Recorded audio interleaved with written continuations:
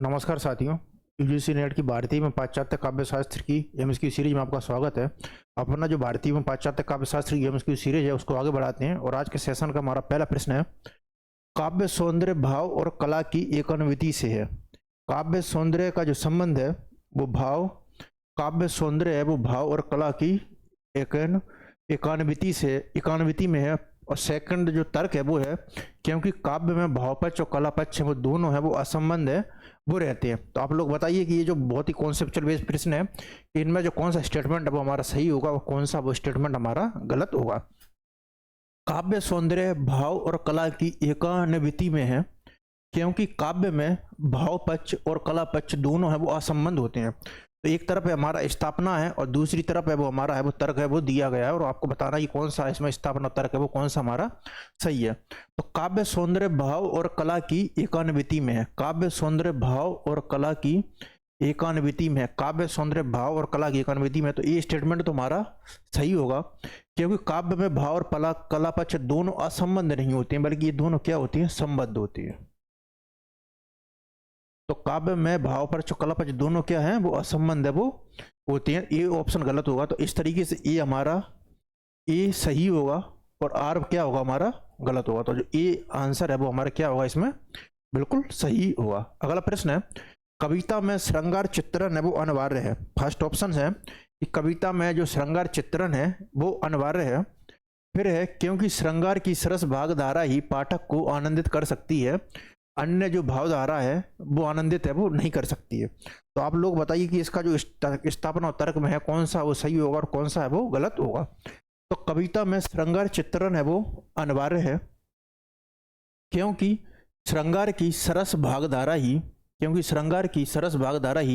पाठक को आनंदित कर सकती है, अन्य भावधारा नहीं। तो आप लोग बताइए कि इसका जो स्टेटमेंट होगा वो कौन सा वो सही होगा और कौन सा वो गलत होगा। तो कविता में श्रृंगार रस चित्रण है वो अनिवार्य है, ये स्टेटमेंट गलत है। जरूरी नहीं है कि कविता में वो श्रृंगार का चित्रण अनिवार्य हो, उसमें भक्ति रस भी होता है, अन्य प्रकार के जितने भी रस हो सकते हैं वो भी हो सकते हैं। तो जरूरी नहीं कि श्रृंगार रस है वो ही इसमें अनिवार्य हो। तो ये स्टेटमेंट तो गलत ही होगा क्योंकि श्रृंगार की सरस धारा ही भाग पाठक को भावान्वित कर सकती है, अन्य ये स्टेटमेंट भी गलत है। ओनली जो श्रृंगार रस है उसकी भावधारा ही पाठक को भावधारा नहीं करती, अन्य जो रस है वो भी जो पाठक को आनंदित है वो करते हैं। तो ये दोनों की दोनों स्टेटमेंट है वो हमारे क्या होंगे, गलत होंगे।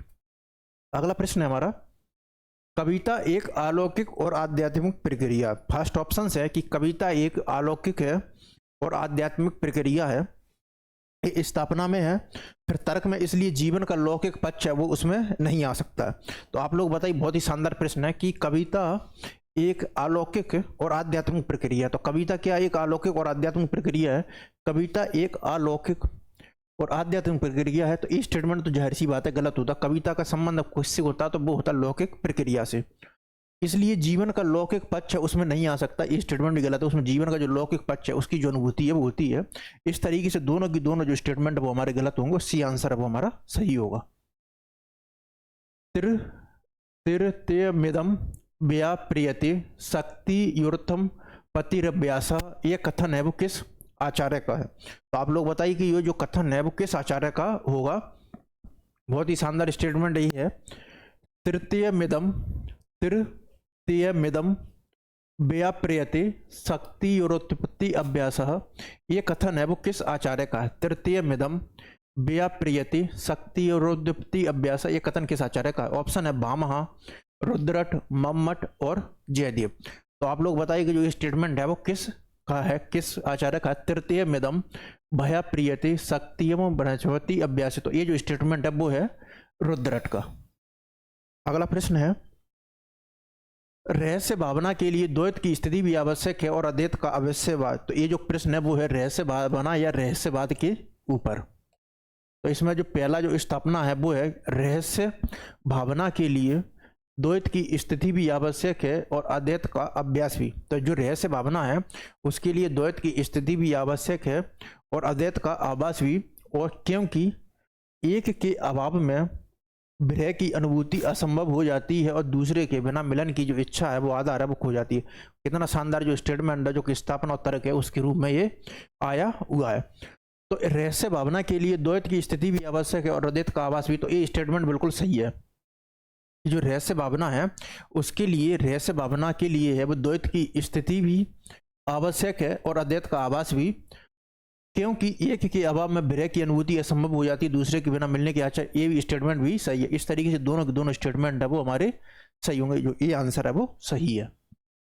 भारतीय काव्य शास्त्र का नवनिर्माण शीर्षक निबंध के लेखक है वो कौन है? तो भारतीय काव्य शास्त्र का नवनिर्माण, भारतीय काव्य शास्त्र का नवनिर्माण जो शीर्षक जो निबंध के जो लेखक हैं वो कौन है? भारतीय काव्य शास्त्र का नवनिर्माण। तो भारतीय काव्य शास्त्र का जो नवनिर्माण जो शीर्षक जो निबंध के जो लेखक हैं वो कौन है? ऑप्शन है नंद दुलारी वाजपेयी। ये जो नंद दुलारी वाजपेयी हैं एक स्वच्छंदतावादी आलोचक है या स्वच्छवादी आलोचक है। दूसरे है रामविलास शर्मा, ये प्रगतिवादी और मार्क्सवादी आलोचक हैं। हजारी प्रसाद द्विवेदी एक परंपरावादी और ऐतिहासिक आलोचक है। और रामचंद्र शुक्ल की जो आलोचना पद्धति है वो तेन के विधेयवाद और प्रत्ययवाद है उन पर आधारित है। तो जो भारतीय काव्य शास्त्र का नवनिर्माण, भारतीय काव्य शास्त्र का नवनिर्माण, ये जो शीर्षक का जो निबंध का जो लेखक है वो कौन है? ऑप्शन है नंद दुलारी वाजपेयी, रामविलास शर्मा, हजारी प्रसाद द्विवेदी जी और रामचंद्र शुक्ल। तो जो भारतीय काव्य शास्त्र का नवनिर्माण, ये जो शीर्षक जो निबंध के लेखक हैं वो है आचार्य नंद दुलारी वाजपेयी। और नंद दुलारी वाजपेयी हैं वो एक स्वच्छंदतावादी स्वच्छवादी आलोचक हैं और इन्होंने छायावाद के तीनों महत्वपूर्ण कवि प्रसाद पंत निराला उन तीनों पर है जो आलोचनात्मक पुस्तकें हैं वो लिखी हैं। अगला प्रश्न है हमारा, जहां बिना कारण के ही कार्य की संभावना व्यक्त की गई हो वहां कौन सा अलंकार है वो होता है? बहुत इंटरेस्टिंग प्रश्न है कि जहां बिना कारण के ही कार्य की संभावना है वो व्यक्त की गई हो तो वहां है वो कौन सा अलंकार है वो होता है? जहां बिना कारण के ही, जहां बिना कारण के ही कार्य की संभावना व्यक्त की गई हो वहां कौन सा अलंकार होता है? ऑप्शन है विभावना, निर्दर्शना, असंगति और अर्थनिरंता, निव्यास। तो जहां बिना कारण के ही कार्य की जो अभिव्यक्ति है वो की गई हो, जहां बिना कारण के ही कार्य की संभावना हो वो व्यक्त की गई हो तो वहां पर जो अलंकार होता है वो अलंकार होता है विभावना अलंकार। तो जहां बिना कारण के ही कार्य की अभिव्यक्ति की गई हो तो वहां पर कौन सा अलंकार होता है? वहां पर होता है विभावना अलंकार। निम्नलिखित में से कौन सा है जो रस का जो अवयव है वो नहीं है? तो रस का जो अवयव है वो कौन कौन से नहीं? तो रस के 4 अंग होते हैं, स्थायी भाव, विभाव, अनुभाव और संचारी अंग। तो रस के कितने अंग होते हैं? रस के होते हैं 4 अंग, स्थायी भाव, विभाव, अनुभाव और संचारी भाव। तो स्थायी भाव, विभाव, अनुभाव और संचारी भाव, तो ये तो रस के अंग है उनमें शामिल होगा। तो ये तीनों के तीनों तो शामिल है लेकिन भाव है वो रस के जो अंग है उसमें शामिल नहीं होते, इसलिए वे सूत्र भी बनता है स्थायी भाव, विभाव, अनुभाव, संचारी भाव। तो रस के जो अंग है वो 4 है, स्थायी भाव, विभाव, अनुभाव और संचारी भाव। अगला इसमें शामिल नहीं है कौन सा? तो वो है भाव। इनमें से कौन सा है जो काव्य गुण है वो नहीं है? तो काव्य गुणों की जो संख्या है वो 3 मानी जाती है, प्रसाद, माधुर्य और ओज। तो काव्य गुण कितने होते हैं? 3 प्रकार के होते हैं, प्रसाद, माधुर्य और ओज। अब इसमें है कि कौन सा है वो काव्य गुण नहीं है? श्लेष, माधुर्य, शक्ति और समाधि। तो ये जाहिर सी बात है इनमें जो कौन सा काव्य गुण नहीं है तो वो है शक्ति। शक्ति का कोई भी संबंध वो काव्य गुण से वो संभव नहीं है। अरस्तु द्वारा रचित पोएटिक्स नामक ग्रंथ में कितने अध्याय हैं? तो जो अरस्तु है, जहाँ प्लेटो है वो एक प्रत्ययवादी या जो आइडियलिस्टिक आलोचक हैं, तो दूसरी तरफ अरस्तु है वो यथार्थवादी हैं, वो आलोचक हैं। और अरस्तु ने जो काव्य सिद्धांत दिए उनमें एक अनुकरण सिद्धांत है, विरेचन और त्रासदी सिद्धांत, इनके बड़े ही जो महत्वपूर्ण जो सिद्धांत। और अरस्तु की जो रचना आलोचनात्मक पुस्तक है उसका नाम क्या है? पोएटिक्स। अरस्तु द्वारा रचित कौन सी है? वो है पोएटिक्स। अब सवाल उठता है कि पोएटिक्स में टोटल कितने अध्याय हैं? ऑप्शन है 26, 25, 24 और 23। तो अरस्तु द्वारा रचित जो आलोचनात्मक पुस्तक है ऑन पोएटिक्स उसमें जो अध्यायों की जो संख्या है वो कितनी है? 26। तो इस पुस्तक में जो अध्याय है वो कितने मौजूद है? टोटल है 26। ये निम्नलिखित आचार्यों को उनके द्वारा लिखित ग्रंथों के अनुसार है वो सम्मिलित करना है। ऑप्शन है दंडी, उद्भट, मम्मट, पंडित राज जगन्नाथ, रस गंगाधर, काव्यालंकार सार संग्रह, काव्यादर्श, काव्य प्रकाश और अलंकार सारवस। तो जाहिर सी बात है कि दंडी है, दंडी के द्वारा वो सर्वप्रथम में अलंकार को व्यवस्थित रूप से परिभाषित करने का प्रयास किया जाता है। और दंडी अलंकार की परिभाषा देते हैं काव्य शोभाकारान धर्मान अलंकारान प्रचते। और दंडी की जो पुस्तक है उसका नाम है काव्यादर्श। तत्पश्चात फिर उद्भट, और उद्भट की जो पुस्तक है उसका जो नाम है, उद्भट की जो पुस्तक है फिर तत्पश्चात है उद्भट की जो पुस्तक है उसका जो नाम है वो है रस गंगाधर। तत्पश्चात है मम्मट, मम्मट की जो पुस्तक है वो है काव्य प्रकाश। और तत्पश्चात जो पंडित राज जगन्नाथ हैं, पंडित राज जो जगन्नाथ है, इनकी जो पुस्तक है वो है काव्य लंका सार संग्रह। तो इस तरीके से जो चारों की चारों जो आचार्य हैं उनकी ये पुस्तकों का जो क्रम है। तो सबसे पहले दंडी, दंडी की जो पुस्तक है वो है काव्यादर्श। उद्भट की जो पुस्तक है, दंडी की जो पुस्तक है वो है काव्यादर्श। तत्पश्चात उद्भट की जो पुस्तक है, उद्भट की जो पुस्तक है वो है काव्य लंका सार संग्रह। तत्पश्चात मम्मट, मम्मट की जो पुस्तक है वो है काव्य प्रकाश। और पंडित राज जगन्नाथ की जो पुस्तक है वो है रस गंगाधर। अगला प्रश्न है हमारा, तो इस तरीके से बी आंसर होगा वो हमारा क्या होगा, सही होगा। अगला प्रश्न है, जैसे वीर कर्म से पृथक वीरत्व कोई पदार्थ नहीं, वैसे ही सुंदर वस्तु से जो पृथक जो सौंदर्य है कोई पदार्थ नहीं। तो पहला जो स्थापना कि जैसे वीर कर्म से पृथक, जैसे वीर कर्म से पृथक वीरत्व कोई पदार्थ नहीं, वैसे ही सुंदर वस्तु से पृथक सौंदर्य कोई पदार्थ नहीं। फिर है क्योंकि बाहर की कोई वस्तु नहीं है, मन के भीतर की वस्तु जो भीतर बाहर। ये जो स्टेटमेंट है वो आचार्य रामचंद्र शुक्ल के आलोचनात्मक काव्य शास्त्रीय जो निबंध है कविता क्या है, तो उसका ये शीर्षक, कविता क्या है शीर्षक का ये निबंध का स्टेटमेंट है। और ये जो कविता क्या है जो निबंध है वो 13 जो अध्याय है उसमें विभाजित है।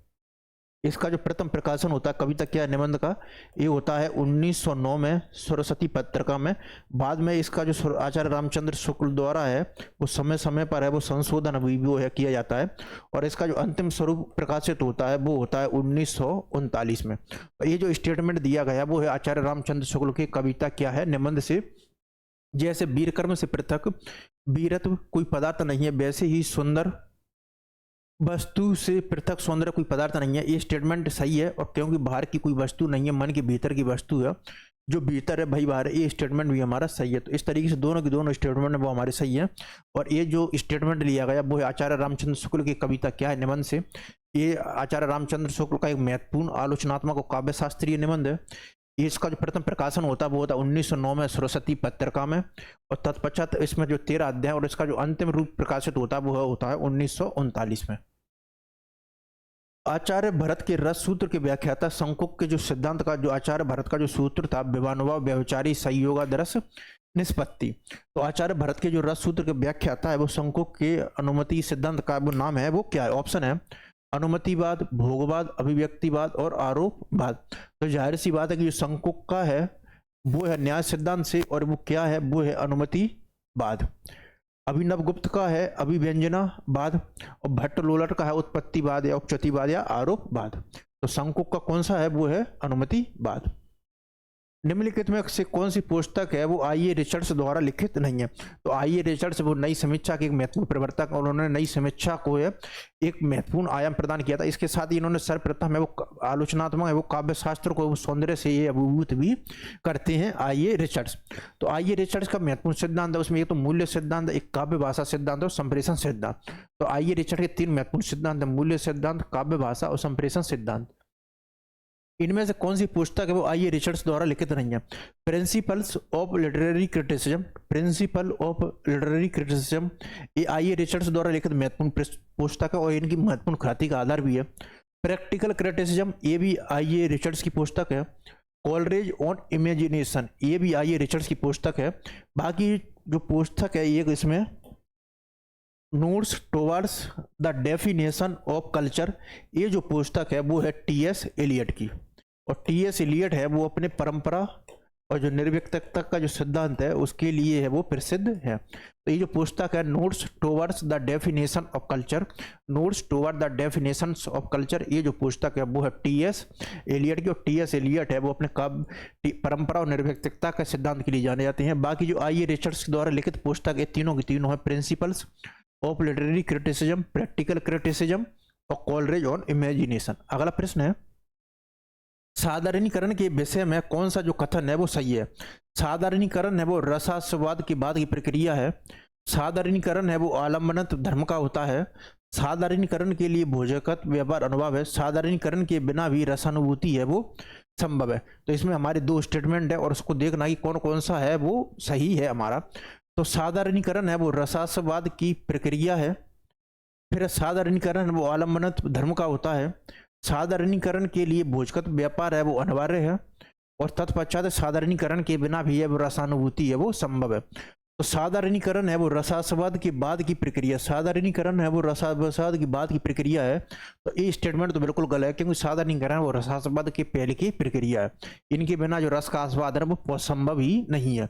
साधारणीकरण है वो आलम्बनत्व धर्म का होता है, ये स्टेटमेंट बिल्कुल सही है कि साधारणीकरण है वो आलम्बनत्व धर्म का होता है। और ये जो स्टेटमेंट है साधारणीकरण है वो आलम्बन धर्म का होता है, ये होता है आचार्य रामचंद्र शुक्ल का स्टेटमेंट। साधारणीकरण के लिए भोजकत्व व्यापार है वो अनिवार्य है, तो ये स्टेटमेंट भी है वो हमारा क्या है, सही है। साधारणीकरण के लिए भोजकत्व व्यापार अनिवार्य है, और साधारणीकरण के बिना भी रसानुभूति संभव है, ये भी बिल्कुल है वो संभव नहीं है।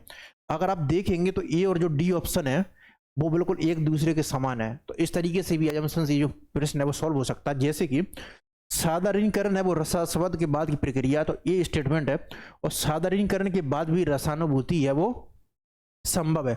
तो ये दोनों के दोनों जो स्टेटमेंट है वो एक दूसरे को क्या विरोधी हैं, तो ये दोनों के दोनों स्टेटमेंट है वो गलत है। साधारणीकरण वो रसास्वाद की पहले की प्रक्रिया है, और साधारणीकरण के बिना की रस की अनुभूति है वो पॉसिबल और संभव ही नहीं है। तो अभिनव गुप्त का तो साधारणीकरण वो आलम्बन धर्म का होता है, इस शुक्ल जी का स्टेटमेंट सही है, और साधारणीकरण के लिए भोजकत्व व्यापार अनिवार्य, ये दोनों के दोनों स्टेटमेंट वो हमारी सही है, सी आंसर हमारा सही है। अगला प्रश्न है, कालक्रम की दृष्टि से निम्नलिखित आचार्यों का जो सही अनुक्रम है वो क्या है। तो जो कालक्रम की जो दृष्टि है उनकी दृष्टि से जो उनका जो सही अनुक्रम है वो क्या है। फर्स्ट है वामन, कुंतक, मम्मट और विश्वनाथ। तो जाहिर सी बात है कि वामन है वो सबसे पहले आएंगे, इसमें भी वामन, इसमें भी। तो सबसे पहले कौन से आएंगे, वामन। तो सबसे पहले आएंगे वामन, और वामन के द्वारा परिवर्तन कौन से अलंकार वो संप्रदाय का परिवर्तन किया गया, तो वामन के द्वारा वो रीति संप्रदाय का परिवर्तन है वो किया गया है। तत्पश्चात कुंतक, कुंतक के द्वारा वक्रोक्ति जो संप्रदाय है उसका परिवर्तन किया जाता है। मम्मट और विश्वनाथ, विश्वनाथ है वो रस संप्रदाय से जुड़ी हुई। तो ये जो क्रम है वो हमारा सही है, वामन, कुंतक, मम्मट और विश्वनाथ। अगला प्रश्न है, ये पुस्तकें हैं और इनमें कौन कौन से जो अलंकार हैं और उनकी जो चर्चा वो की गई है। शिवराज भूषण है, छत्र प्रकाश है, भ्रय बारिश है और काव्य निर्णय। सर्वांग निरूपण, रीति स्वच्छंद वृत्ति, जीवन चरित्र, अलंकार निरूपण और रस निरूपण। तो सबसे पहले है शिवराज भूषण। ये जो शिवराज भूषण है, ये जो शिवराज भूषण वो किसके द्वारा लिखी गई है, तो ये जो शिवराज भूषण है वो लिखी गई है भूषण के द्वारा। तो ये शिवराज भूषण है वो कौन सा शिवराज भूषण में है, वो है अलंकार निरूपण है वो किया गया। तो शिवराज भूषण है उसमें क्या किया गया है, अलंकार है, निरूपण। तत्पश्चात है छत्र प्रकाश। ये छत्र प्रकाश है, ये वो क्या है, तो इसमें जो छत्र प्रकाश है उसमें जीवन चरित्र है। ये जो भ्रय बारिश और इश्कनामा, ये जो भ्रय बारिश और इश्कनामा है ये बौद्धा की कृति है, और इसमें जो आता है वो आता है रीति स्वच्छंद वृत्ति। और तत्पश्चात है काव्य निर्णय, श्रृंगार निर्णय और काव्य निर्णय। ये जो पुस्तक है श्रृंगार निर्णय और काव्य निर्णय, ये भिखारीदास की पुस्तक है, और इसमें है वो क्या नजर आएगा, वो आएगा सर्वांग निरूपण। और मतीराम की जो रसराज है उसमें आएगा आपको रस निरूपण। अगर आपसे पूछा जाएगा मतीराम की जो रसराज है उसमें क्या आएगा, तो उसमें आएगा रस निरूपण। तो ये जो चारों की चारों पुस्तक बहुत ही शानदार प्रश्न है ये। तो सबसे पहले है शिवराज भूषण, तो उसमें क्या है, सबसे पहले वो क्या है, तो सबसे पहले है वो है शिवराज भूषण। तो इसमें सबसे पहले क्या है, तो वो है शिवराज भूषण। शिवराज भूषण है, इनके जो पुस्तक करता है वो है भूषण, और भूषण के द्वारा इसमें क्या आता है, अलंकार निरूपण। फिर है छत्र प्रकाश, छत्र प्रकाश में क्या है, जीवन चरित्र, बौद्धा का भ्रय बारिश और इसका नामा। तो ये रीति मुक्त कवि हैं, इसलिए जो रीति स्वच्छंद जो संप्रदाय है उससे ये जुड़े हुए हैं। तत्पश्चात काव्य निर्णय और श्रृंगार निर्णय, इनमें आएगा सर्वांग निरूपण। अंत में बचता है रस निरूपण। तो मतीराम का अगर रसराज होता तो उसमें रस निरूपण है वो नजर आता है। फिर पश्चात पुस्तकें हैं रस सागर, रस चंद्रोदय, रस राज और रस पीयूष निधि, मतीराम, कबींद्र, सोमनाथ, भिखारीदास और श्रीपति। तो जाहिर सी बात है कि इसमें जो कौन कौन से जो रस सागर है, रस चंद्रोदय है, रस राज है और रस पीयूष निधि है, मतीराम, कबींद्र, सोमनाथ, भिखारीदास है और श्रीपति है। तो आप लोग बताइए कि इसमें जो कौन कौन सा जो स्टेटमेंट है वो हमारा है वो सही होगा। तो सबसे पहले है इसमें अगर रस पीयूष निधि है, तो रस पीयूष निधि है ये बड़ी महत्वपूर्ण पुस्तक है। रस पीयूष निधि है वो किसकी पुस्तक है, सोमनाथ की। मतीराम की रसराज और ललित ललाम की चर्चा है वो इससे पहले है वो हम कर चुके हैं। तो जाहिर सी बात है सी का क्या होगा, 1, डी का हो गया 3rd। तो ए का रस सागर है वो किसकी रचना है, श्रीपति की। और तत्पश्चात है बी का होगा सेकंड, रस चंद्रोदय है वो किसका है, कविंद्र। और भिखारीदास है ये हिंदी के जो प्रथम जो व्यवस्थित आलोचक और जो आचार्यत्व की जो श्रेणी है उसमें भिखारीदास आते हैं। भिखारीदास की जो पुस्तक है वो है श्रृंगार निर्णय और काव्य निर्णय। तो इस तरीके से जो रस सागर है, तो रस सागर के जो लेखक है वो कौन है, श्रीपति। तो रस सागर वो किसके द्वारा लिखी गई, श्रीपति। रस चंद्रोदय है वो कविंद्र। रसराज और ललित ललाम है वो मतीराम। रस पीयूष नदी है सोमनाथ। और भिखारीदास है वो हिंदी के प्रथम व्यवस्थित आलोचक की श्रेणी में आते हैं।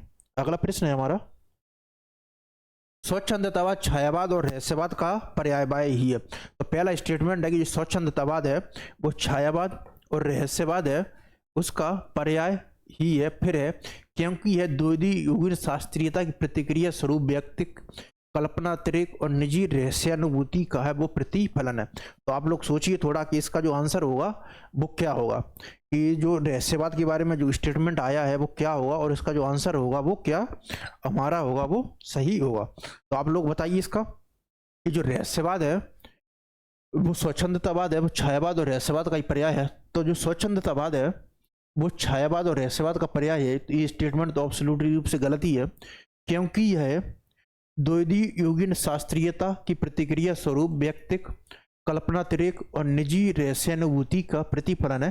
तो इसमें जो स्थापना है वो गलत है और जो तर्क वाला जो स्टेटमेंट है वो हमारा क्या है, पूरी तरीके से वो क्या है, सही है। क्योंकि जो स्वच्छंदतावाद है उसको छायावाद और रहस्यवाद का पर्याय मानना बिल्कुल ही गलत है। और ये द्वैधी युगीन शास्त्रीयता की प्रतिक्रिया स्वरूप व्यक्तित्व और कल्पनातिरेक निजी रहस्यानुभूति का प्रतिफलन है, ये स्टेटमेंट भी बिल्कुल सही है। तो इसमें ये गलत हो जाएगा और आर हमारा क्या होगा, सही होगा।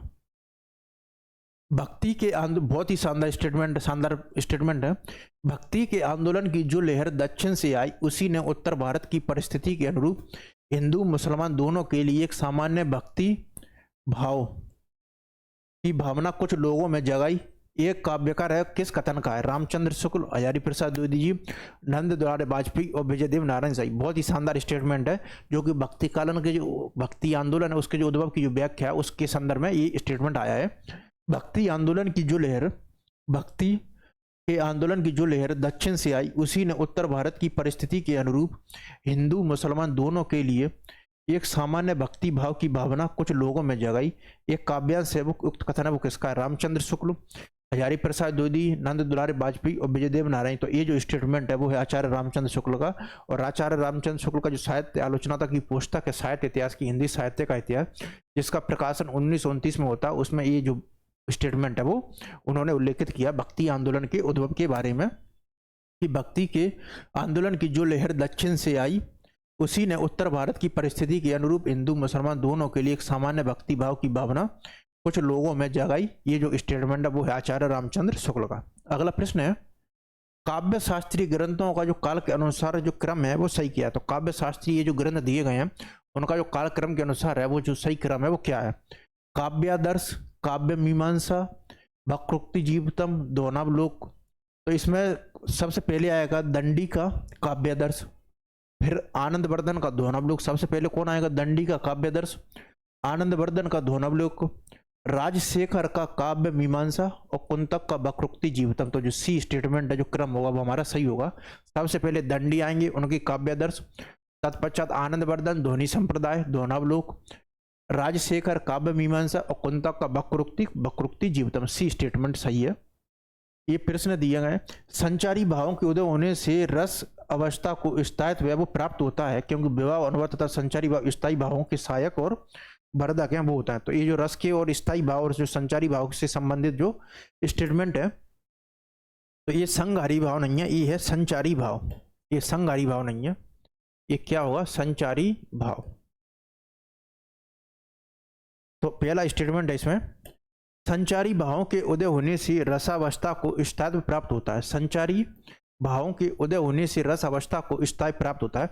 संचारी भावों के उदय होने से जो रस अवस्था को स्थायित्व भाव प्राप्त होनी पॉसिबल ही नहीं है, क्योंकि हमारे जो रस के अंदर जो स्थायी भाव होते हैं वो पहले से ही मौजूद होते हैं। तो ये स्टेटमेंट तो बिल्कुल ही गलत है, क्योंकि विभाव अनुभाव तथा संचारी भाव स्थायी भावों के सहायक और वर्धक होती है। ये स्टेटमेंट सही है, क्योंकि जो विभाव अनुभाव और जो विभाव अनुभाव तथा संचारी भाव है वो स्थायी भावों के सहायक और वर्धक होते हैं। तो इसमें ये गलत होगा और आर सही होगा। ये ऑप्शन है वो हमारा सही है। तो जो संचारी भाव है वो हमारे जो स्थायी भाव को जागृत स्थायी प्रदान करने का सवाल ही नहीं उठता, क्योंकि जो स्थायी भाव पहले से ही मौजूद होते हैं और विभाव, अनुभाव तथा संचारी भाव स्थायी भावों के सहायक और वर्धक होते हैं। ये स्टेटमेंट है वो सही है। तो फर्स्ट स्टेटमेंट है वो गलत है, जो सेकंड है वो हमारा सही है। बिंब विधान और चित्रात्मकता काव्य में महत्वपूर्ण उपादान है, इनसे कविता की सौंदर्य में वृद्धि होती है, किंतु ये साध्य नहीं है। ये जो प्रश्न है वो है बिंबों के ऊपर या बिंबवाद के ऊपर। तो स्टेटमेंट है बिंब विधान और चित्रात्मकता काव्य में महत्वपूर्ण उपादान है, इनसे कविता में सौंदर्य की वृद्धि होती है, किंतु ये साध्य नहीं है, क्योंकि कला की शक्ति का मूल स्रोत मिट्टी और जीवन है। कोर बिंबों का खेल कोरी अतिशयबाजी का काम है। तो इसमें बिंब विधान और चित्रात्मकता काव्य में महत्वपूर्ण उपादान है, इनसे कविता की सौंदर्य में वृद्धि होती है, किंतु ये साध्य नहीं है। बिल्कुल ये सही स्टेटमेंट है। पहला जो स्थापना वाला जो तर्क है वो बिल्कुल सही स्टेटमेंट है। बिंब विधान और चित्रात्मकता काव्य में महत्वपूर्ण उपादान है और इनसे कविता की सौंदर्य में वृद्धि होती है, किंतु ये साध्य नहीं है, क्योंकि कला की जो शक्ति है, क्योंकि जो कला की जो शक्ति का जो मूल स्रोत है वो मिट्टी और जीवन है। कोर बिंबों का खेल कोरी आतिशबाजी का काम है। ये जो स्टेटमेंट वो सही है। तो ये आंसर वो हमारा क्या होगा, सही होगा। सौंदर्य कारक धर्मों को अलंकार कहते हैं, लेकिन इनका संबंध है वो कल्पना से कोई नहीं होता है। तो ये जो स्टेटमेंट है वो है अलंकारों के बारे में, कि सौंदर्य कारक धर्मों को अलंकार कहते हैं, सौंदर्य कारक धर्मों को अलंकार कहते हैं। तो ये स्टेटमेंट बिल्कुल सही है, लेकिन इनका कल्पना से कोई संबंध नहीं होता। ये बिल्कुल गलत है। इनका कल्पना से जो संबंध है वो होता है। तो जो फर्स्ट स्टेटमेंट है वो हमारा क्या होगा, सही होगा, लेकिन जो आर स्टेटमेंट है वो हमारा गलत होगा। तो अभी कथन है वो है सौंदर्य कारक धर्मों को अलंकार कहते हैं। ये स्टेटमेंट बिल्कुल सही है, लेकिन इनका कल्पना से कोई संबंध नहीं होता। ये गलत है। ये सही है और हमारा आर गलत है। मानव मन में वासना रूप में स्थित स्थायी भाव का साधारणीकरण होता है। साधारणीकरण के लिए भोजगत व्यापार है वो अनिवार्य है। साधारणीकरण की अवस्था में प्रेक्षक स्वपर के बंधन से छूट जाता है। साधारणीकरण की अवस्था में प्रेक्षक को जो लौकिक संबंधों का जो बोध है वो रहता है। तो आप लोग बताइए कि ये जो स्टेटमेंट है वो किसका है। तो सबसे पहले है अभिनव गुप्त। अभिनव गुप्त के द्वारा जो साधारणीकरण के बारे में कौन सा सिद्धांत दिया जाता है, तो अभिनव गुप्त के द्वारा दिया जाता है, अभिनव गुप्त के द्वारा दिया जाता है अभिव्यंजनावाद। तो अभिनव गुप्त के द्वारा वो कौन सा वो दिया जाता है, वो दिया जाता है अभिव्यंजनावाद। तो अभिनव गुप्त के द्वारा कौन सा दिया जाता है, अभिव्यंजनावाद। और अभिनव गुप्त ने जो रस के साधारणीकरण के बारे में कौन कौन सी बातें बोली हैं, तो उसमें पहला है मानव मन में वासना रूप में स्थित स्थायी भाव का साधारणीकरण होता है। साधारणीकरण के लिए भोजगत व्यापार है वो अनिवार्य है। साधारणीकरण की अवस्था में प्रेक्षक स्वपर के बंधन से छूट जाता है। साधारणीकरण की अवस्था में प्रेक्षक को लौकिक संबंधों का बोध होता है। तो मानव मन में वासना रूप में स्थित स्थायी भाव का साधारणीकरण होता है। इस स्टेटमेंट अभिनव गुप्त का सही है। साधारणीकरण का के लिए भोजगत व्यापार है वो अनिवार्य है। ये अभिनव गुप्त की जो अवधारणा है वो नहीं है, बल्कि ये जो अवधारणा है वो किसकी है, अभी भोजगत वाली, भोजगत और व्यापार। तो ये अभिनव गुप्त की धारणा है वो नहीं है। साधारणीकरण की अवस्था में प्रेक्षक स्व के पर के बंधन से छूट जाता है। ये स्टेटमेंट भी सही है। साधारणीकरण की अवस्था में प्रेक्षक को लौकिक संबंधों का नहीं, बिल्कुल जो इसमें जो संबंध होते हैं वो किस प्रकार के होते हैं, अलौकिक प्रकार के। तो जो बी और जो डी स्टेटमेंट है वो हमारा सही होगा, और ए और जो सी होगा वो हमारा इसमें सही होगा। सी आंसर है वो हमारा सही है। रस की प्रस्तुति के लिए तद्रुपतानुसंधान शब्द का प्रयोग है वो किस आचार्य ने है वो किया है। तो जो रस की जो प्रस्तुति है उसके लिए जो तद्रुपतानुसंधान जो शब्द का जो प्रयोग है वो किस आचार्य ने किया। ऑप्शन है अभिनव गुप्त का कौन सा, अभिव्यक्तिवाद, शंकुक का अनुमतिवाद, भट्टलोलट का उत्पत्तिवाद या आरोपवाद, और भट्टनायक का है मुक्तिवाद। तो रस की प्रस्तुति के लिए जो तद्रुपतानुसंधान शब्द का जो प्रयोग करते हैं वो करते हैं भट्टलोलट, और उनका जो काव्य सिद्धांत है वो है उत्पत्तिवाद, उपच्युतिवाद या आरोपवाद। आचार्य भरत ने जो काव्य दोषों की जो संख्या वो कितनी, तो आप लोग बताइए कि सबसे पहले जो काव्य दोष है वो कितने प्रकार के होते हैं। तो सामान्यतः जो काव्य दोषों की जो संख्या भारतीय काव्य शास्त्र है उसमें 3 माने जाते हैं। कौन कौन से, शब्द दोष, अर्थ दोष और रस दोष। 3 प्रकार के जो काव्य दोष हैं वो भारतीय काव्य शास्त्र है उसमें माने जाते हैं, शब्द दोष, अर्थ दोष और रस दोष। आचार्य भरत ने काव्य दोषों की जो संख्या वो कितनी मानी है, तो आचार्य जो भरत है वो जो काव्य दोषों की जो संख्या वो मानते हैं 10। तो आचार्य भरत है वो काव्य दोषों की कितनी संख्या मानते हैं, 10। और भारतीय जो काव्य शास्त्र उसमें सामान्यतः कितने प्रकार के दोष आते हैं, 3 प्रकार के, शब्द दोष, अर्थ दोष और रस दोष, जो कि जिनका विभिन्न भागों में जो विभाजन है वो किया जाता है। तो आचार्य भरत है वो काव्य दोषों की संख्या मानते हैं 10। कोलरिज की काव्य संबंधी धारणा का जो प्रमुख आधार है वो क्या है? बहुत ही शानदार प्रश्न है। तो कोलरिज है वो अपने कौन से सिद्धांत के लिए प्रसिद्ध है? तो कोलरिज वो अपने किस सिद्धांत के लिए प्रसिद्ध है? तो कोलरिज का जो सिद्धांत है वो है कल्पना सिद्धांत। और कोलरिज और विलियम बर्ड्स ने मिलकर जो पुस्तक ले दी थी प्रेफरेंस टू लिटरेचर वैलिड्स, उसे जो छायावाद जो स्वच्छंदवाद है उसका जो घोषणा पत्र की जो संज्ञा है वो दी जाती है। तो कोलरिज की काव्य संबंधी धारणा का प्रमुख आधार है सहचार्यवादी सिद्धांत, जैववादी सिद्धांत, यांत्रिकतावादी सिद्धांत और आनंदवादी सिद्धांत। तो कोलरिज की जो काव्य संबंधी जो धारणा है उसका जो प्रमुख आधार है वो क्या है? सहचार्यवादी सिद्धांत, जैववादी सिद्धांत, यांत्रिकतावादी सिद्धांत और आनंदवादी सिद्धांत। तो कोलरिज का जो काव्य संबंधी धारणा है उनका जो प्रमुख सिद्धांत है वो है जैववादी सिद्धांत। ये बड़ा ही PYQ शानदार प्रश्न है और आने वाले समय में ये आपको है वो मिलता भी रहेगा। तो इसको अच्छी तरीके से याद रखना है कि कोलरिज की जो काव्य संबंधी धारणा उसका प्रमुख आधार का जो सिद्धांत वो क्या है? तो वो है जैववादी सिद्धांत। तो जैववादी सिद्धांत कोलरिज में आप बिल्कुल याद रखेंगे। यह मेरे जीवन का केवल अर्ध सत्य है, मैंने केवल बहिरंग जीवन का ही विवरण दिया है। जहां तक अंतरंग जीवन का प्रश्न है वह नितांत मेरा अपना है, आपको उसका संभागी बनाने की उदारता मुझ में नहीं है। उपरोक्त वक्तव्य है वो किस आत्मकथाकार है उसने है वो लिखा? क्या शानदार जो स्टेटमेंट है वो दिया गया है। यह मेरे जीवन का केवल अर्ध सत्य है, यह मेरे जीवन का केवल अर्ध सत्य है, मैंने केवल बहिरंग जीवन का ही विवरण दिया है।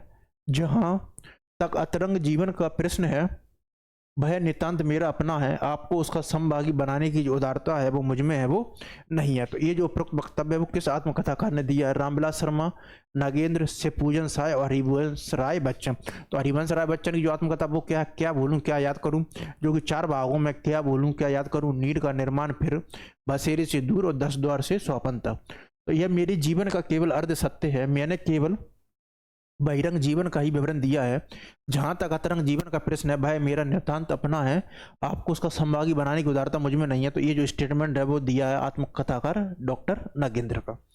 अगला प्रश्न है बिंब के जो अनिवार्य जो तत्व हैं वो क्या है? तो जो बिंब के जो अनिवार्य तत्व हैं वो क्या है? ऑप्शन है हमारे पास विवरणात्मक, कल्पना, सपाट बयानी और इंद्रियता। निम्नलिखित में से सही विकल्प जो चुनना है। तो जो बिंब के जो अनिवार्य तत्व हैं वो आप लोग बताइए, जो बिंब के जो अनिवार्य तत्व हैं वो उनमें से है वो क्या होंगे? तो बिंब के जो अनिवार्य तत्व हैं वो क्या है? विवरणात्मकता, कल्पना, सपाट बयानी और इंद्रियता। तो बिंब के अनिवार्य तत्व में एक तो विवरणात्मकता है वो आएगी, कल्पना भी आएगी, लेकिन सपाट बयानी और इंद्रियता का है वो बिंब से कोई संबंध है वो नहीं है। तो बिंब के जो अनिवार्य तत्व होंगे वो क्या होंगे? विवरणात्मकता और कल्पना। तो विवरणात्मकता और जो कल्पना है वो बिंब के हैं वो अनिवार्य तत्व हैं वो मौजूद हैं। तो जो आंसर होगा इसका बी और ए।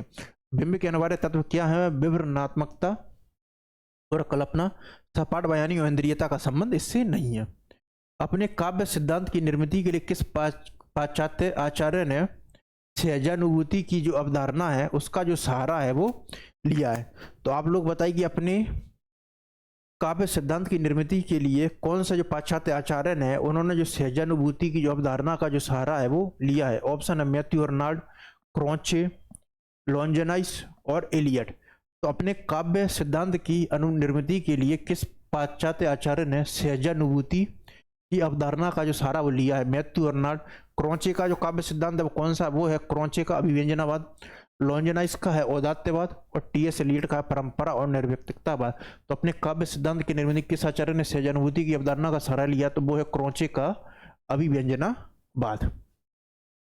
कोलरिज के अनुसार है वो काल्पनिक, कोलरिज के अनुसार है, कोलरिज का जो कल्पना सिद्धांत है उसके बारे में स्टेटमेंट है, कल्पना है वो दार्शनिक चिंतन का परिणाम नहीं है, कल्पना कार्यत्री प्रतिभा है और यही कवि की सृजनात्मकता है, कल्पना की मूल प्रकृति केवल अनुकृति परक है, कल्पना में वैज्ञानिक सुसंरचलता है वो नहीं होती है।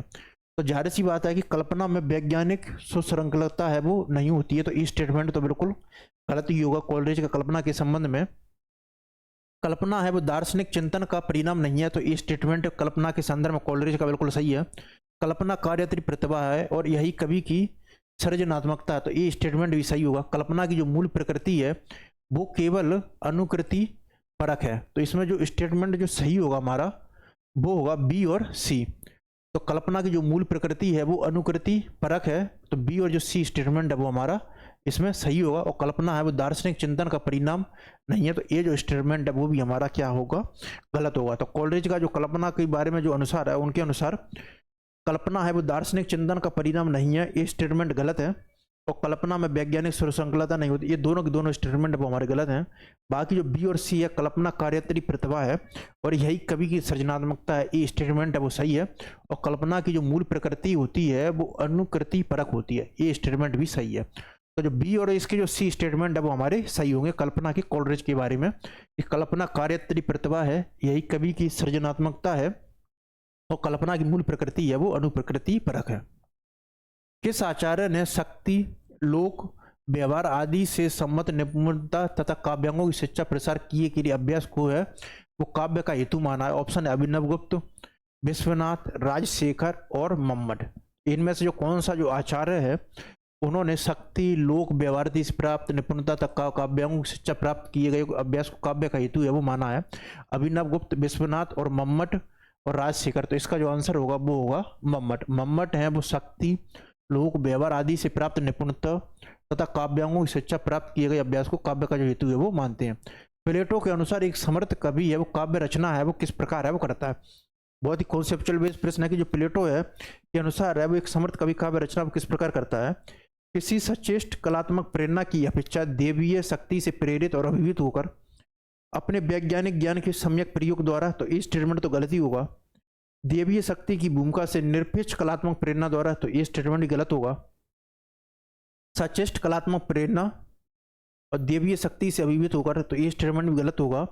किसी सचेष्ट कलात्मक प्रेरणा की अपेक्षा वो देवीय शक्ति से प्रेरित और अभिभूत होकर, तो ये जो पहला जो स्टेटमेंट है वो प्लेटो के काव्य रचना के बारे में बिल्कुल सही है। क्योंकि जो प्लेटो है उनके अनुसार जो काव्य रचना के लिए कोई कवि या कलाकार हो उसको वो देवीय शक्ति या देवी उन्माद की प्राप्ति होती है और वो देवीय शक्ति के लिए वो शक्ति का प्रयोग करते हैं, वो है म्यूसिस।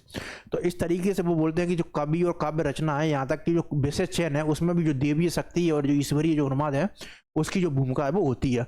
तो किसी सचेष्ट कलात्मक प्रेरणा की अपेक्षा देवीय शक्ति से प्रेरित और अभिभूत होकर, ये जो स्टेटमेंट है वो प्लेटो के बारे में बिल्कुल है वो सही होता। प्लेटो के अनुसार एक समर्थ कवि है वो काव्य रचना है वो किस प्रकार करेगा? किसी सचेष्ट कलात्मक प्रेरणा की अपेक्षा देवीय शक्ति से प्रेरित और अभिभूत होकर। अब ये स्टेटमेंट है तो इसको हमको देखना है कि कौन सा है इसमें वो सही है और कौन सा है वो हमको है वो गलत है। तो स्थापना है और प्रतिपादक है रसास्वाद में वासनात्मक तथा स्थिर मनोवृत्तियां जिनके द्वारा चरित्र की सृष्टि होती है साधारणीकरण के द्वारा आनंद में बना दी जाती है, इसलिए वासना का संशोधन करके उनका साधारणीकरण करता है। काव्य प्रसंग या रस के समस्त अवयवों को साधारणीकरण की मानने अपेक्षा कवि का साधारणीकरण मानना मनोविज्ञान के अधिक, कवि भावना का साधारणीकरण मानना वो मनोविज्ञान के अधिक अनुकूल है। लोक हृदय की ये सामान्य अंतः भूमि परख कर हमारे यहाँ साधारणीकरण की सिद्धांत की प्रतिष्ठा की गई है। ये सामान्यतः अंतः भूमि कल्पित या कृत्रिम नहीं है। जब चमत्कारिक अर्थ मर जाता है तब उस शब्द को रागात्मक शक्ति भी छीन हो जाती है, उस अर्थ की प्रतिपत्ति करता है जिससे पुनः रागात्मक संबंध स्थापित हो जाता है। साधारणीकरण के बारे में ये जो स्टेटमेंट है वो किसके बारे में है? तो आप लोग है वो बताइए कि इसका जो स्टेटमेंट है वो कौन सा होगा और कौन सा है वो सही नहीं होगा। तो सबसे पहले इसमें जो स्टेटमेंट वो जाएगा रसास्वाद में वासनात्मकता तथा स्थिर मनोवृत्तियां जिनके द्वारा चरित्र की सृष्टि होती है साधारणीकरण के द्वारा आनंद में बना दी जाती है, इसलिए वासना का संशोधन करके साधारणीकरण करता है। ये जो स्टेटमेंट है वो किसका है? अज्ञे का। काव्य प्रसंग या रस के समस्त अवयवों का साधारणीकरण मानने की बजाय कवि की भावना का साधारणीकरण मानना मनोविज्ञान के अधिक अनुकूल है। ये स्टेटमेंट है वो है आचार्य रामचंद्र शुक्ल का। तत्पश्चात है लोक हृदय की सामान्य भूमि परख कर ही हमारे यहाँ साधारणीकरण सिद्धांत की प्रतिष्ठा की ये सामान्यता अंत भूमि। ये जो स्टेटमेंट है वो है गुलाब राय का। जब चमत्कारिक अर्थ मर जाता है तब उस शब्द की रागात्मक शक्ति भी छीन हो जाती है, तो ये जो स्टेटमेंट है वो किसका होगा? नागेंद्र है। इंटरेस्टिंग बात यह है कि जयशंकर प्रसाद है उन्होंने रस के साधारणीकरण पर कोई भी चर्चा है वो नहीं भी की गई है। अगला प्रश्न है शब्द की जिस शक्ति से उसके सांकेतिक अर्थ का जो बोध होता है वह कौन सी जो शब्द शक्ति है वो होती है? तो शब्द के कि जिस शक्ति से उसके सांकेतिक अर्थ का बोध होता है वह कौन सी शब्द शक्ति होती है? अविदा, व्यंजना, लक्षणा और शुद्धा लक्षणा। तो तीन प्रकार की जो शब्द शक्तियां वो मानी गई हैं, अविदा, लक्षणा और व्यंजना। शब्द की जिस शक्ति से उसके सांकेतिक अर्थ का बोध होता है वह कौन सी? तो शब्द की जिस अर्थ से उसके सांकेतिक अर्थ का बोध होता है उसको वहां पर कौन सी होती है? सीधी सवाट अविदा शब्द शक्ति। आनंद बर्धन ने किस काव्य को है वो ध्वनि है वो कहा जिसमें शब्द और अर्थ दोनों अपना महत्व बनाकर प्रतिपादन करें, जिसमें शब्द और अर्थ दोनों अपना महत्व बनाकर प्रतिपादन करें, जिसमें शब्द की सत्ता गौड़ और अर्थ की सत्ता प्रमुख हो, जहां शब्द और अर्थ दोनों अपने अर्थ का उत्सर्जन कर व्यंग्यार्थ को अभिव्यक्त करें, जहां अर्थ की सत्ता गौड़ और शब्द की सत्ता। तो जो आनंद वर्धन का जो ध्वनि वर्धन जो सिद्धांत है, आनंद वर्धन का ध्वनि सिद्धांत, तो उसने उन्होंने है उसमें जो किस काव्य है उसको है वो ध्वनि है वो बोलते हैं। तो पहला स्टेटमेंट है जिसमें शब्द और अर्थ दोनों अपना महत्व बना रखकर अर्थ प्रतिपादन करें, जिसमें शब्द और अर्थ दोनों अपना महत्व बनाकर प्रतिपादन करें, तो ये स्टेटमेंट तो गलत ही है। जिसमें शब्द की सत्ता गौड़ और अर्थ की सत्ता प्रमुख हो, ये भी गलत है, ये भी गलत है। जहां शब्द और अर्थ दोनों अपने अर्थ को सर्जन कर व्यंग्यार्थ, तो जहां पर आनंद वर्धन का जो ध्वनि सिद्धांत है उसकी इंटरेस्टिंग बात यह है कि वो ध्वनि काव्य है उसको क्या किसकी संज्ञा देती है, व्यंग्यार्थ की। तो जहां ध्वनि काव्य का जो संबंध है वो आनंद वर्धन है वो किससे माना जाता है, वो माना जाता है व्यंग्यार्थ। तो जब भी आनंद ध्वनि सिद्धांत के बारे में आपको अगर कंफ्यूजन हो तो जहां पर आपको व्यंग्यात्मकता नजर आएगी तो वहां पर ही आपका जो ध्वनि सिद्धांत है वो नजर आएगा। फोर्ट विलियम कॉलेज के हिंदुस्तानी के जो प्रथम जो प्रोफेसर है वो कौन थे, तो जो फोर्ट विलियम कॉलेज के जो प्रथम प्रोफेसर है वो कौन थे, ऑप्शन है गिलक्रिस्ट, पिंकोट, विलियम जोन्स और ग्रियर्सन। तो जो फोर्ट विलियम कॉलेज के जो हिंदुस्तानी के जो प्रथम प्रोफेसर थे वो थे जॉन वार्थने गिलक्रास्ट। तो जो फोर्ट विलियम जो कॉलेज थे उसके जो हिंदुस्तानी के जो प्रथम प्रोफेसर थे वो थे जॉन वार्थने गिलक्रास्ट।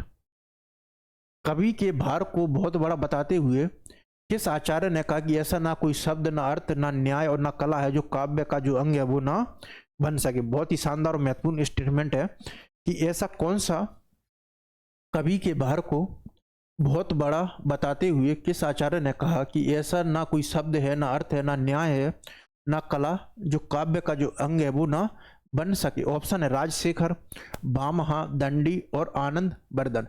तो कवि के भार को बहुत बड़ा बताते हुए किस आचार्य ने कहा कि ऐसा ना कोई शब्द है ना अर्थ है ना न्याय है ना कला जो काव्य का अंग ना बन सके। ऑप्शन है राजशेखर, भामहा, दंडी और आनंद वर्धन। ये जो स्टेटमेंट है वो है भामहा। और भामहा का जो सिद्धांत है वो कौन सा है, तो आप लोग मुझको बताइए। तो कवि के भार को तो बहुत बड़ा बताते हुए तो स्टेटमेंट है वो है किसका है, वो है भामहा का। तो कवि के भार को बहुत बड़ा बताते हुए वो बोलते हैं कि ऐसा ना कोई शब्द ना अर्थ ना न्याय ना कला जो काव्य का अंग ना बन सके।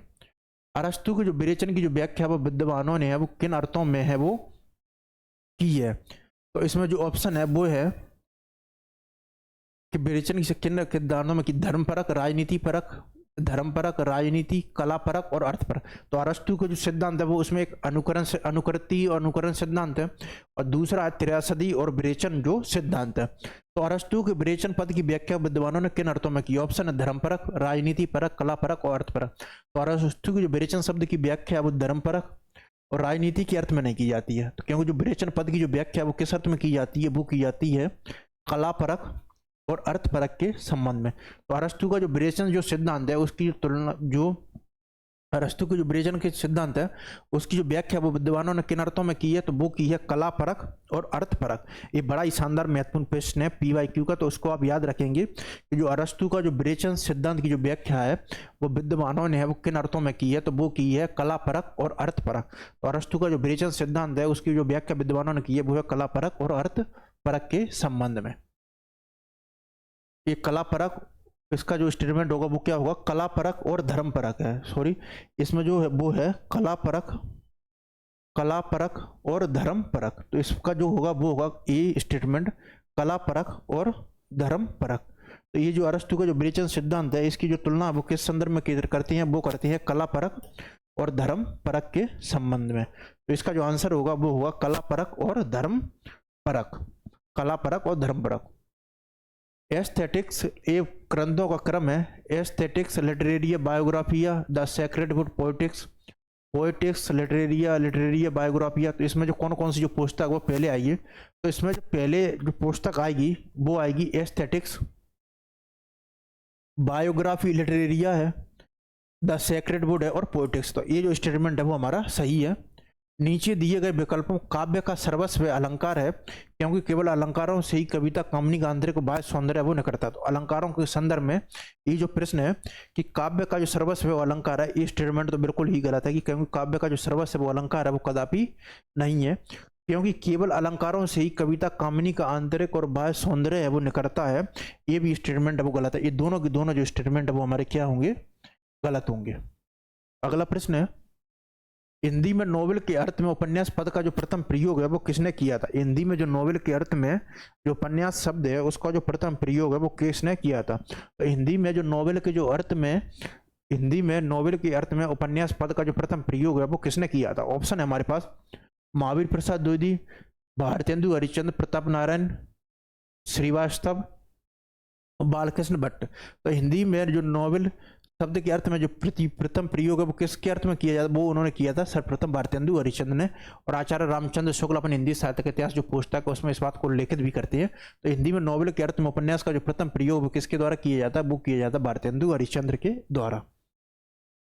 सिद्ध हेमचंद्र शब्दानुशासन है वो किस तरह का है, वो ग्रंथ है। तो ये जो ग्रंथ है वो है हेमचंद्र का। तो सिद्ध हेम शब्दानुशासन किस तरह का ग्रंथ है? ऑप्शन है व्याकरण संबंधी, ज्योतिष संबंधी, साहित्यिक और धार्मिक। तो आप लोग बताइए जो सिद्ध हेम शब्दानुशासन जो ग्रंथ है उसका जो थीम और जो विषय है वो क्या है? व्याकरण संबंधी, ज्योतिष संबंधी, साहित्यिक और धार्मिक। तो जो सिद्ध हेम जो शब्दानुशासन जो ग्रंथ है वो किस प्रकार का है? तो सिद्ध हेम शब्दानुशासन है वो है व्याकरण संबंधी, इसलिए इनको जो प्राकृत और अपभ्रंश का जो पाणिनि है उसकी भी संज्ञा हेमचंद्र को दी जाती है। मलिक मोहम्मद जायसी की प्रेम कविता हिंदी साहित्य के इतिहास का जो काल विभाजन और नामकरण करते उपयुक्त नामकरण है वो किस साहित्यकार ने सुझाया? ऑप्शन है जॉर्ज अब्राहम ग्रेनसन, रामचंद्र शुक्ल, हजारी प्रसाद द्विवेदी और गणपति चंद्र गुप्त। बड़ा ही शानदार प्रश्न है। तो आप लोग बताइए कि हिंदी साहित्य इतिहास की जो पुस्तक है उसमें मलिक मोहम्मद जायसी की प्रेम कविता, तो मलिक मोहम्मद जायसी की ये जो प्रेम कविता है हिंदी साहित्य के इतिहास के काल विभाजन नामकरण करते हुए उपरोक्त नामकरण वो किस साहित्य इतिहासकार ने सुझाया? George Abraham Grayson, Ramchandra Shukla, Hazari Prasad Dwivedi. तो जॉर्ज अब्राहम ग्रेसन ने है जो अपना जो काल नामकरण है इस तरीके से वो सुझाया। और जॉर्ज अब्राहम ग्रेसन के द्वारा जो सर्वप्रथम हिंदी साहित्य इतिहास है उसको काल के अनुसार है वो संगठित रूप से वो किया जाता है। तो मलिक मोहम्मद जायसी का प्रेम कविता ये जो नामकरण है वो आचार्य जो जॉर्ज अब्राहम ग्रेसन है उसमें इस बात को है वो modern vernacular literature of northern Hindustan है उसमें इस बात को रेखांकित करते हैं। वो निम्नलिखित में से कौन सा कथन है वो सही नहीं है, यानी कि उनमें से जो कौन सा जो स्टेटमेंट है वो गलत है? अरस्तु का अनुकरण सिद्धांत है वो प्लेटो के अनुकरण सिद्धांत से सर्वथा भिन्न है। अरस्तु का अनुकरण सिद्धांत है वो प्लेटो के अनुकरण सिद्धांत से सर्वथा भिन्न है। ये ऑप्शन सही है क्योंकि अरस्तु का जो अनुकरण सिद्धांत है वो प्लेटो का अनुकरण सिद्धांत से बिल्कुल भिन्न है। क्योंकि जो प्लेटो है वो अनुकरण के मामले में कोई भी कवि की सृजनात्मकता उसको बिल्कुल भी महत्व नहीं देते, लेकिन अरस्तु वो सृजनात्मकता को महत्व देती है। अरस्तु ने स्पष्ट कर दिया कि कवि और जिनकार के माध्यम है वो अलग अलग हैं। प्लेटो ने अनुकरण को सभी कलाओं की एकता का सामान्य आधार माना, ठीक है। अरस्तु का अनुकरण सिद्धांत प्लेटो का अनुकरण सिद्धांत का अनुकरण मात्र, ये स्टेटमेंट बिल्कुल गलत है। तो अरस्तु का अनुकरण सिद्धांत प्लेटो का अनुकरण सिद्धांत से सर्वथा भिन्न है, ये स्टेटमेंट सही है। अरस्तु ने स्पष्ट कर दिया कि कवि और कलाकार के माध्यम है वो अलग अलग है, ये जिनकार नहीं हुआ, कवि और कलाकार के माध्यम है वो अलग अलग है, इस स्टेटमेंट भी सही है। प्लेटो ने अनुकरण को सभी कलाओं की एकता का सामान्य आधार माना, प्लेटो ने अनुकरण को सभी कलाओं की एकता का जो सामान्य, प्लेटो अनुकरण को सभी कलाओं की एकता को सामान्य, ये स्टेटमेंट भी सही है। अरस्तु का अनुकरण सिद्धांत प्लेटो का अनुकरण सिद्धांत का अनुकरण मानते हैं, ये स्टेटमेंट गलत है। इस तरीके से जो डी आंसर होगा वो हमारा क्या होगा, सही है, क्योंकि हमको इसमें जो गलत स्टेटमेंट है वो हमको छांटना था। बाकी तीनों के तीनों जो स्टेटमेंट है वो हमारे सही है। तो अरस्तु का जो अनुकरण सिद्धांत है वो प्लेटो के अनुकरण सिद्धांत से सर्वथा भिन्न है, स्टेटमेंट सही है। अरस्तु ने स्पष्ट कर दिया कि कवि और कलाकार के माध्यम अलग अलग हैं। प्लेटो ने अनुकरण को सभी कलाओं की एकता का सामान्य आधार है वो माना है। निम्नलिखित में से जो कौन सा कथन है वो सही है? वर्ड्सवर्थ की प्रगंध कृति बायोग्राफी लिटरेरिया है वो में कल्पना के सिद्धांत का वो विस्तृत विवेचन है। तो सबसे पहले जो वर्ड्सवर्थ की जो कृति है वो बायोग्राफी लिटरेरिया नहीं है, क्योंकि जो बायोग्राफी जो लिटरेरिया है में कल्पना का सिद्धांत है उसमें मौजूद ही नहीं है, क्योंकि जो कल्पना का जो सिद्धांत है वो बायोग्राफी जो लिटरेरिया वो किसकी पुस्तक है, वो है कॉलरिज की, और कॉलरिज का ये कल्पना सिद्धांत है, तो ये तो गलत ही होगा। कॉलरिज और विलियम वर्ड्सवर्थ में गुरु शिष्य का संबंध है, बिल्कुल गलत है। ये एक दूसरे के फ्रेंड थे और कल्पना के संबंध में दोनों के मतैक्य का एक महत्वपूर्ण कारण था, स्टेटमेंट गलत ही है। कॉलरिज के अनुसार किसी कलाकृति का मूल्य उसकी कलात्मकता में ही, उसके बाहर नहीं, तो ये स्टेटमेंट है वो सही है। कल्पना को कोलरिज केवल काव्य सृजन के लिए अनिवार्य मानते हैं, आलोचना में उसकी भूमिका है वो नहीं मानते हैं। ये स्टेटमेंट है वो बिल्कुल गलत है, क्योंकि कल्पना को है वो कोलरिज है वो कवि और समीक्षक है वो दोनों के लिए वो जरूरी है वो मानते हैं। तो जो वर्ड्सवर्थ का जो कोलरिज का कल्पना सिद्धांत वो किस में आएगा, बायोग्राफी लिटरेरिया में। और कोलरिज और वर्ड्सवर्थ में गुरु शिष्य का संबंध नहीं है, बल्कि वे दोनों दोस्त थे और कल्पना के संबंध में दोनों के मतैक्य में यह एक महत्वपूर्ण कारण था। स्टेटमेंट गलत होगा, एक कोलरिज नहीं है, ये होगा कोलरिज।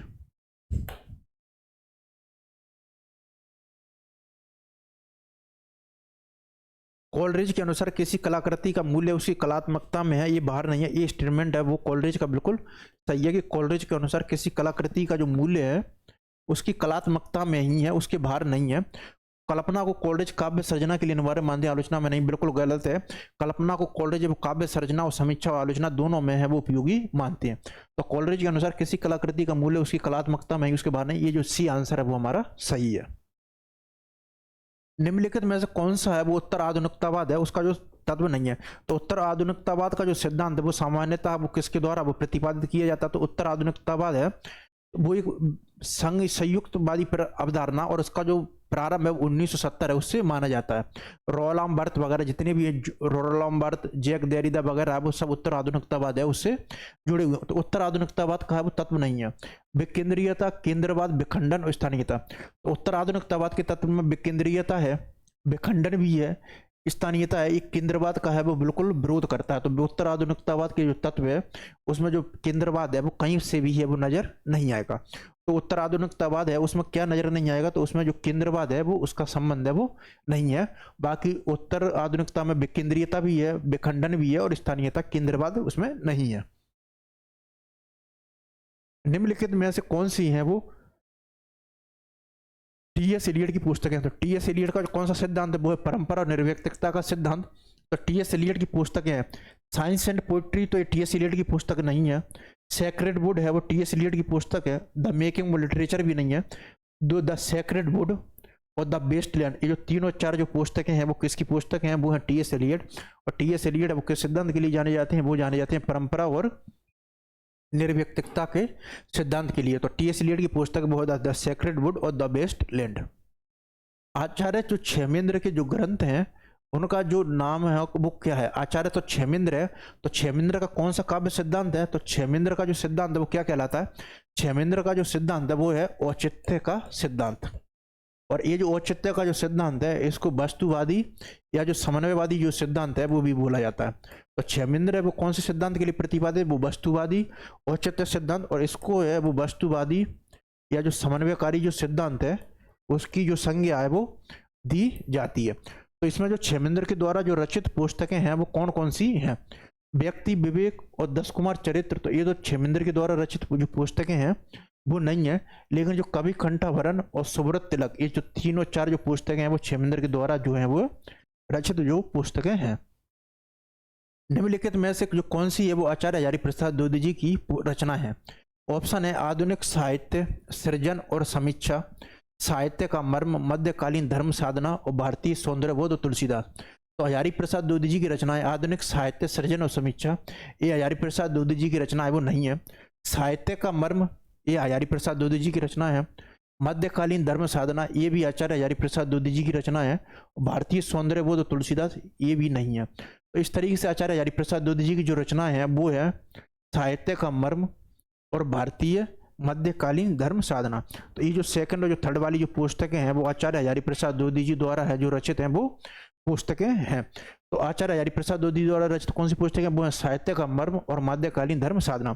आज के लिए हम भारतीय और पाश्चात्य काव्य शास्त्र में इतना ही रखते हैं, बाकी इसकी एक और क्लास बची हुई भारतीय और पाश्चात्य काव्य शास्त्र की। इस तरीके से हम कल इसको जो भारतीय और पाश्चात्य काव्य शास्त्र है उसको कंप्लीट कर लेंगे और तत्पश्चात हम अपनी जो अगली यूनिट है उसको हम प्रारंभ कर देंगे। धन्यवाद।